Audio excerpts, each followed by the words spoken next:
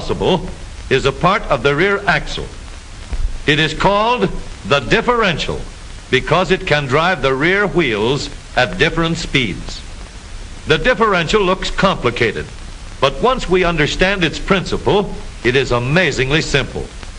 These two wheels are mounted on separate axles and supported by a frame so that they can revolve freely at different speeds. Let's fasten a spoke on the inner end of each axle so that by turning the spokes, we can turn each wheel separately. With a bar or crosspiece, we can turn both wheels in the same direction at the same rate of speed.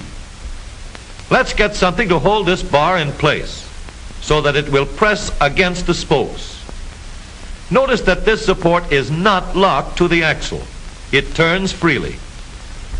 Now we can spin the wheels by rotating the support. This is fine as long as both wheels are able to turn at the same speed. But let's see what happens when we go around the corner. With this arrangement, we cannot drive one wheel faster than the other. And if we stop one wheel, the other wheel won't budge.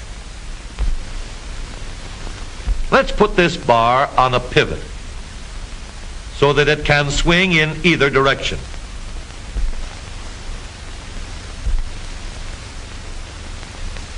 Now, the bar can still turn both wheels at the same speed. And because it pivots, it lets one wheel turn even when the other is stopped. But if turned too far, the bar will swing around until it won't drive the spokes that turn either wheel. We need another crossbar and more spokes to carry on the job. When we stop one wheel, the crossbars will continue to push the spokes of the free wheel around. As long as both wheels are free to turn, the bars do not swing on their pivot and the wheels move at the same speed. Now we have the working principles of a differential. To adapt the model for use in an automobile, we will have to make a few changes.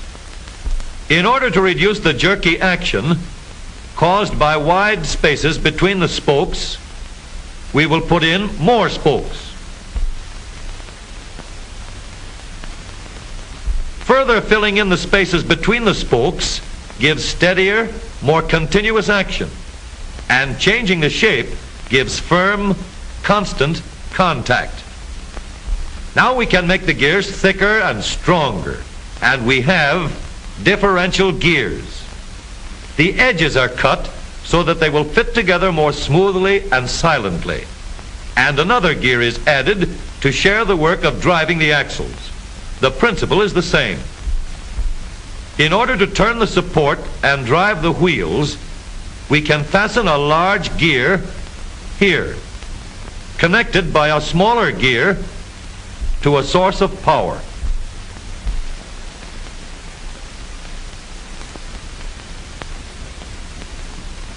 Notice that the power is connected to the differential at the center line.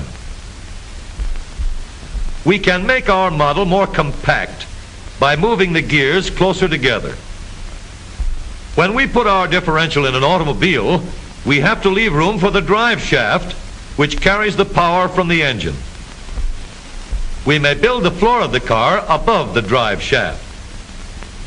But if we do, we won't have much room inside unless we make the top of the car high too.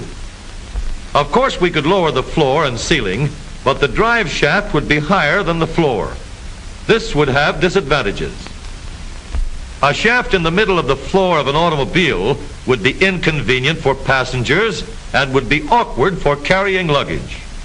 Today, engineers have found a way to make the car roomier and closer to the road without a clumsy shaft above the floor.